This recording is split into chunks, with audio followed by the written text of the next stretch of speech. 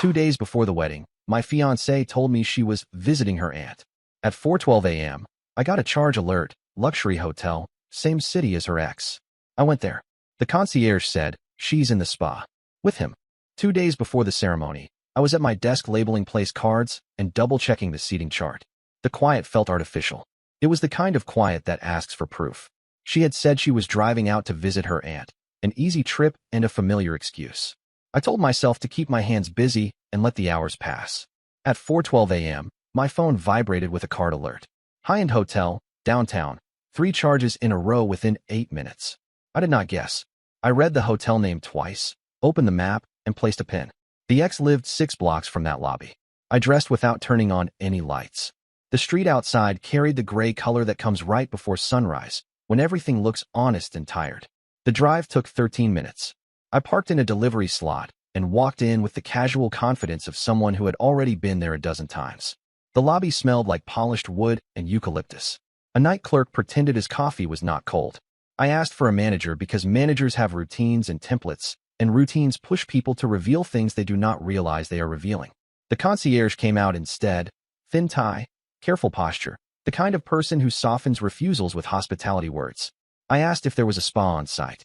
He nodded, then glanced down at a monitor. I said I needed to confirm whether my fiancée had an appointment today because she had left her allergy medicine with me. I offered the first 3 letters of her name. He asked me to wait. His eyes moved across a screen in the way eyes move when they recognize something they should not say out loud. He swallowed. Then he said the sentence that closed the space between suspicion and fact. She was in the spa. With him. The spa opened 24 hours for guests. On the hallway wall, a printed sign listed available late-night couples packages, a detail I might have laughed at last week. I thanked the concierge and stepped away, as if the matter was settled. It was not the time for a loud scene. It was time for a file. Evidence does not collect itself. It requires a timeline and good habits. I sat in a lobby chair and wrote a basic outline on my phone. 3:52 a.m. Authorization request. For 12 a.m. Posted charge.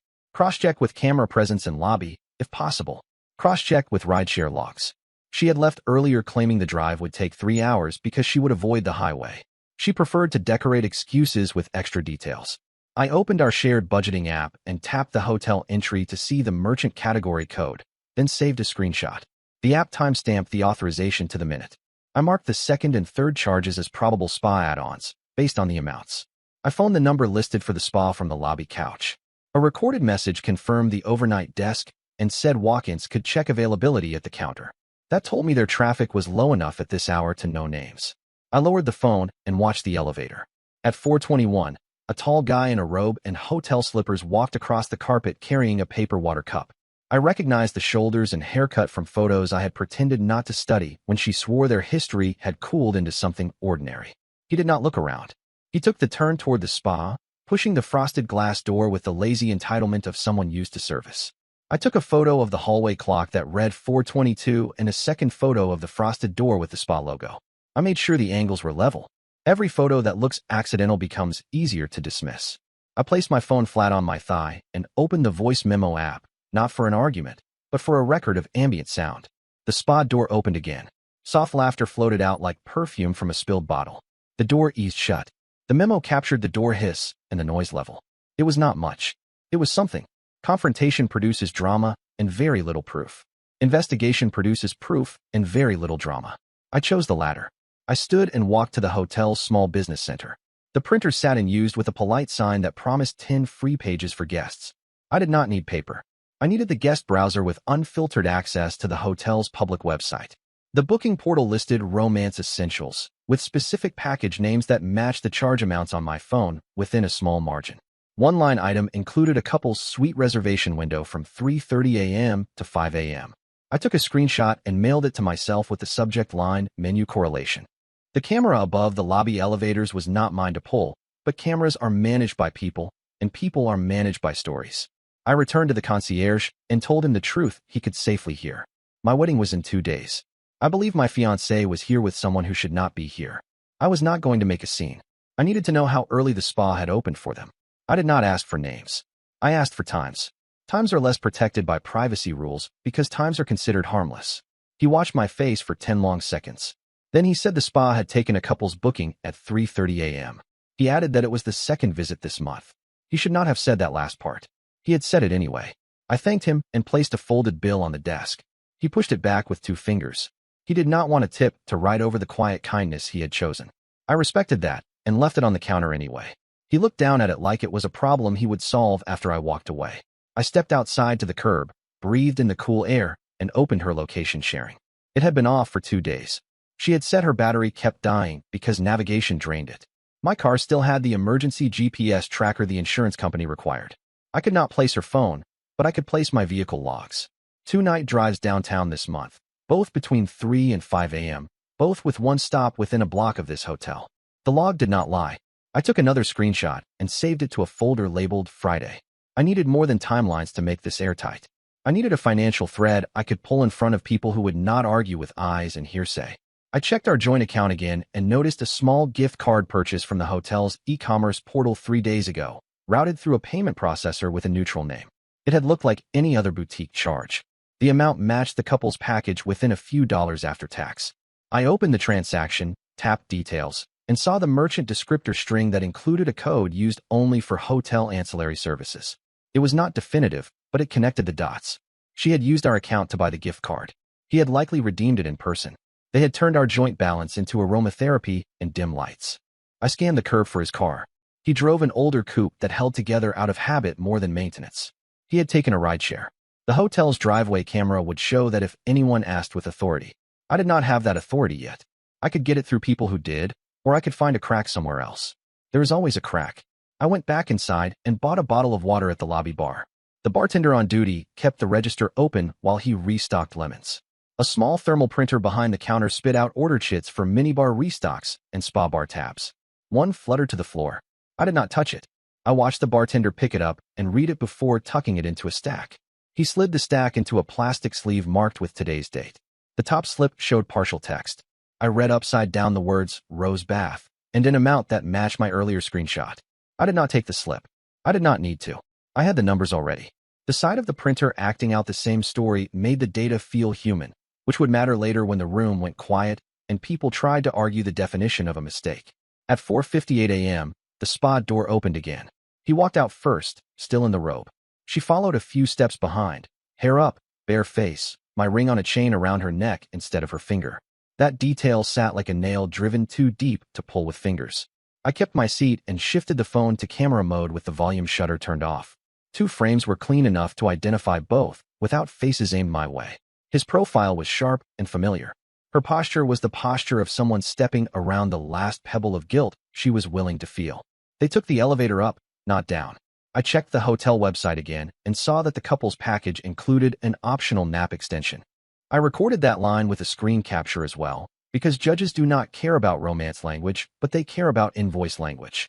They did not come back down for 40 minutes. When the elevator doors opened again, he wore jeans and a jacket. She wore the dress she had left in, the one she had said would be comfortable for a highway drive. He walked ahead. She checked her phone with a small smirk I had seen before when she thought she had solved a problem. He held the door for her without looking back. They separated at the curb to call separate rides. The distance between them looked practiced. I did not speak to her. I did not speak to him. I watched each car pull away and recorded the ride numbers from the back windows. Those codes are linked to driver records. Drivers remember faces for tips. Each piece created a corridor I could walk later when I needed more voices than mine. Back home, the apartment still smelled like the candle she had lit before she left. The seating chart waited on the table like a joke with an expensive punchline. I put it away. The next steps needed to be clean. I copied the screenshots to a hidden folder. I backed up my phone. I wrote a formal timeline with locations and amounts. I drew small boxes next to each item for proof status. Captured, to be confirmed, witness available, paper trail pending. Lines that had felt like a panic attack at 4:12 a.m. now looked like a spreadsheet. The line at the bottom said what mattered most. I had enough to stop the wedding without doubt. I wanted more than a stoppage. I wanted the truth to reveal itself with no room for a rewrite. Before sleeping, I called her aunt. She answered on the second ring. The voice sounded groggy, but clear enough to know she had not hosted anyone. She said she had not seen my fiancé in months. She asked if something was wrong. I said the schedule had changed and I would call later. I ended the call and added the time and her words to the timeline. The air felt colder. Cold was useful. Cold makes plans that hold. By the time the sky turned bright, I had an outline for the day. Verify rideshare drop-offs through driver outreach. Confirm the gift card redemption through a polite email to the hotel asking whether a misplaced confirmation number could be resent, attached to my card digits, framed as a receipt request for expense documentation. Visit the jeweler to resize the ring back to its original purchase diameter and ask for a time-stamped inspection note. People pay attention to documents, and documents do not blush. The part 1 had not planned arrived as I walked to the sink with the ring box. When I opened it, the velvet cradle was empty. She had left with the ring on a chain and had not returned it to its home. I checked the vanity tray and the bowl where she tossed earrings. Nothing. The loss was not sentimental. It was tactical. If she had moved the ring to a chain days ago, she had been preparing a variation on her story. She would say the ring had felt loose. She would say she had wanted to keep it close to her heart. She would use that line to dress up a midnight spa with a man she had called a closed chapter. My plan needed to anticipate that line and cut it short. I closed the empty box and wrote one more line on the timeline. Ring transferred to chain prior to visit, observed at 4:58 a.m. That detail was my mind changer. Not because of the symbolism, because of intent. People who move rings from fingers to chains are rehearsing for a switch they plan to make permanent. I turned off the kitchen light and watched the apartment settle. The day would not be generous. It would be useful. I was ready for useful. By mid-morning, the city had moved into its weekday rhythm, and I was already 3 steps ahead of hers. Marina would be sleeping in, that much I could predict. The spa's nap extension ended at 6 a.m., which meant she probably didn't get home before sunrise. I kept my phone volume low in case she texted. She didn't. That told me she was either waiting to see if I had noticed her absence or she thought she had pulled it off without raising suspicion. Both options worked in my favor. The first move was to trace her rideshare from the hotel. I had noted the trip ID number off the car sticker. A quick search led me to the driver's name through a rideshare help forum I'd used in a past dispute. Drivers rarely refuse to talk when you open with the right tone. Curious, polite, and slightly confused, as if you're trying to track down a misplaced bag. I sent him a message explaining I believed a passenger might have left something valuable in his back seat and asked when and where he had picked her up. He replied in under 10 minutes, 4:59 a.m., downtown hotel, drop off at a residential street in the next borough over. The location wasn't ours. That meant she didn't even come home after the hotel. I marked the address and cross-referenced it with the ex's known hangouts. It wasn't his apartment, but it was only 3 blocks away. Likely a friend of his or a short-term rental. The second move was financial. The gift card purchase I had flagged the night before had been processed through the hotel's payment system. That meant it would be logged against a specific booking reference number. I emailed the hotel's accounting department, saying I needed a receipt for reimbursement purposes and attached a partial card number. I claimed I'd misplaced the confirmation email. Within an hour, a polite front desk staffer sent back a PDF receipt, complete with a note. Couple's moonlight retreat, redeemed on-site at 3:34 a.m., April 12th. That timestamp sat neatly in my growing chain of evidence. The third move was more delicate, her phone records. She wasn't careless enough to leave her phone lying around unlocked anymore, but I still had access to our shared phone bill. A login later, I was staring at a month's worth of call and text history. His number appeared 19 times in the past 3 weeks, with several calls stretching past an hour, always between midnight and 2 in the morning. There were also short bursts of calls in the afternoons, followed by gaps of silence. Those gaps lined up with the times she claimed she was at dress fittings or running errands. I downloaded the entire CSV and tucked it into the folder I now had labeled Wedding, Private. Her alibi about visiting her aunt had already been broken in part 1, but I wanted to see what she would tell me today.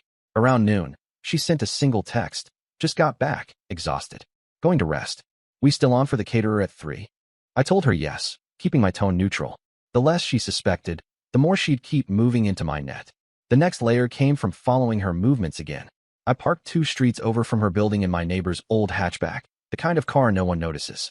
At 2:15 p.m., she left in casual clothes and headed not toward the caterer, but toward a small cafe tucked near the edge of the business district. I stayed far enough back to blend with the foot traffic. Inside, she joined a woman I recognized as her co-worker from the design firm, one who had a reputation for knowing too much about everyone. I slid into a corner seat with a view, but without catching their eyes. What I caught instead was tone and body language. Marina leaned forward, lowered her voice, and smirked in a way that didn't belong to any conversation about floral arrangements. I couldn't hear every word, but I caught phrases, "He'll be fine, not forever, just until something better lines up." The coworker laughed, covering her mouth. Marina added something about making it work for now and keeping him happy until it's time. I didn't need every syllable. I had the shape of it. This wasn't a slip or a moment of weakness. This was calculation. By the time she left, I was no longer chasing suspicion. I was building a case. She didn't see me as she walked toward the subway. I stayed in the cafe, typed what I'd heard into my notes, and emailed it to myself. Memory fades under pressure. A time-stamped email doesn't. The next phase meant locking down witness support. I called my friend Adrian, who worked security at a mid-tier law firm. He owed me a favor from the year before when I helped him out of a contract mess. Adrian had a side connection to a tech guy who could, in his words, pull a camera feed without ringing the wrong bells. I gave him the hotel's address, lobby camera location, and time window between 4:15 and 5 a.m. He said he'd have still frames for me by tomorrow, no promises on video. That was enough. A single still showing her and Victor in that lobby at the right time would be the nail. Before heading home, I passed by the ex's building. His car was parked out front now, freshly washed. A woman I didn't recognize stepped out of the lobby, holding a paper bag of takeout, and glanced around like she was checking for someone. I jotted down her description and the time, possible friend, possible decoy. This could be a tangle of people covering for each other, and I needed to keep my line straight. Back home, Marina acted as if nothing had happened. She chatted about color schemes, about the DJ set list, even scrolled through photos of the reception hall on her phone as if she had been invested all week. I watched her talk, memorizing the ease in her voice. That ease would fracture soon enough. By nightfall, my folder had grown. PDF hotel receipt with timestamp. Rideshare pickup and drop-off details. CSV of her calls with Victor. Notes from the cafe conversation. Aunt's statement from the night before. Planned stills from the hotel lobby camera. The investigation wasn't about whether she had betrayed me anymore. That was already proven. The real question was how to reveal it so there would be no doubt, no spin, no rescue narrative from her friends or family. That night, I lay in bed, listening to her steady breathing beside me. She thought the game was under her control. She didn't realize I'd stopped being a participant and started being the architect. Tomorrow, I'd move from gathering proof to setting the trap. By the time the sun rose, the evidence was no longer my priority. Presentation was. Proof without an audience could be swept under the rug. The kind of people who excused Marina's behavior would call it a misunderstanding unless they saw it arranged in a way that stripped out every escape route. That meant timing, witnesses, and a setting she couldn't control. The first step was her father. We had never been close, but I knew where he stood on loyalty. He was funding nearly half of the wedding, venue deposit, catering, part of the honeymoon, and his business reputation mattered to him more than sentiment. I called him mid-morning and told him we needed to meet alone. We agreed on a coffee shop near his office. I brought only my phone, a printed copy of the hotel receipt, and the CSV log of her calls with Victor. He was already seated when I walked in, tapping through emails. I sat down, slid the envelope across the table, and said nothing until he opened it. His eyes didn't flicker until he reached the timestamp on the hotel receipt. That was when his jaw tightened. He flipped to the phone record printout, scanning the late-night calls. I didn't embellish. I told him she had been at the hotel with her ex, that it wasn't the first time, and that she was using my money and his to facilitate it. He asked one question, "Do you have more?" I told him about the rideshare drop-off, the cafe conversation, the upcoming security stills. His fingers tapped once against the table. Then he leaned in and said we should handle this quietly but decisively. He didn't want his money burned on a fraud. That was his exact phrasing. I told him I was planning to expose it before the wedding in a way that made it impossible for her to flip the story. He agreed to help, under one condition. She had to admit it in front of others, or the evidence had to be displayed in such a way that no one could claim manipulation. We chose the rehearsal dinner. It was set for the next evening at a private dining room in a riverside restaurant. She would expect nothing but speeches and laughter. He would make sure every guest worth convincing was present, close relatives, bridesmaids, groomsmen, and a few of his own associates. My second call was to Adrian. The hotel lobby stills were ready. He sent me 3 clean shots. One of her walking in behind Victor at 3:29 a.m., one of them side by side at the spa entrance, and one of them leaving together 40 minutes later. Their faces were clear, the timestamps visible in the bottom corner. That was the visual confirmation her father had wanted. The third step was bait for Victor. I needed him in the same room as her when the truth came out. A direct invite would spook him, so I had to use a pretext. Through a mutual acquaintance, an old college friend of mine who once played poker with him, I arranged for Victor to think he was meeting someone at the same restaurant about a potential freelance consulting opportunity. It was vague enough to get him to show up, but official enough to make him dress well and arrive on time. The meeting was set for the exact hour of the rehearsal dinner. To ensure he walked into our section, I asked the maitre d' to seat him there by mistake, before his supposed meeting. The restaurant's layout made this easy. The private dining area had a single entry from the main floor. He would walk in expecting to see his contact and instead see Marina, dressed for the rehearsal, surrounded by family, under the gaze of her father. While those arrangements clicked into place, I added a silent weapon, the slideshow. Marina had insisted on a photo montage for the dinner. I told the AV tech that I'd supply the files directly because I wanted to surprise her with a few extra pictures. He gave me the access code to the presentation laptop. I built a sequence that began with our engagement photos, then our vacation shots, and at the 20-second mark transitioned without warning to the hotel receipt, the CSV call log, and finally the security stills. All formatted cleanly, no commentary. Facts speak louder when they're left alone. By late afternoon, Marina still hadn't suspected anything. She was busy texting the bridesmaids about hair appointments and sending me reminders about the cake tasting. I agreed to everything, keeping my responses short and agreeable. The less change she noticed in my behavior, the more likely she would walk right into the setup. That night, I ran a final check with her father. He had already informed the restaurant to expect a special announcement during dessert. The staff was briefed to dim the lights when cued and run the slideshow exactly as given. He would open with a short toast, then I would take over. If she tried to leave, the layout meant she'd have to pass Victor in the doorway. I went to bed earlier than usual, leaving her in the living room chatting on the phone, likely with one of her trusted friends who thought they knew the whole picture. I wasn't listening for content anymore. I was listening for tone. And her tone was still confident, still untouchable. By the next evening, that tone would be gone. The next evening arrived with the kind of stillness you feel before a storm. The rehearsal dinner was set for 7. By 6:30, the private dining room at the Riverside restaurant was already filling with people. The clink of glassware mixed with polite conversation. Marina was in her element, circulating between tables, touching shoulders, smiling like someone whose life was firmly under control. Her father arrived precisely at 6:50, nodded to me once, and headed to speak with the maitre d'. That was my signal everything was ready. In the corner, the AV tech had the slideshow queued. The restaurant staff moved with an unspoken awareness. Plates being placed, wine poured, lights adjusted just slightly dimmer than usual. At 7:05, the door opened, and Victor stepped in. He was dressed in a dark jacket, looking around for his supposed contact. The maitre d', right on cue, guided him toward our section, gesturing to a seat near the far side of the long table. He caught sight of Marina before she saw him. He hesitated mid-step, but the sight of her father standing near the head of the table froze him. There was no easy exit without making a scene.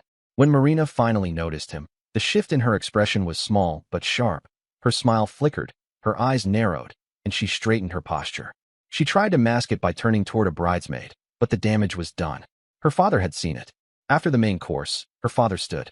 He began with the kind of toast expected at these events, about family, about beginnings, about trust. Then he paused, glanced at me, and stepped aside. I rose, thanked everyone for coming, and said that before the wedding, there was something important to share.